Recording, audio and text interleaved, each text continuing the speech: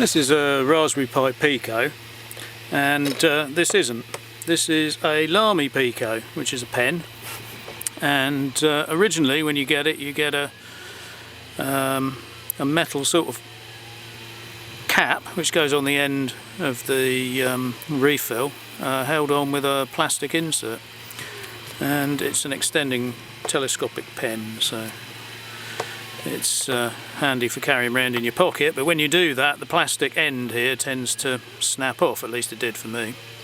So I made a brass end to replace the original, and this is it, because I've made some more brass ends, because there were a couple of people in the comments of the last video I did about this saying that they'd like one. So I've made some more. I've made 4 more, and they all are a little bit different because I hand shaped the end. So this one's a bit like, well, that's my original.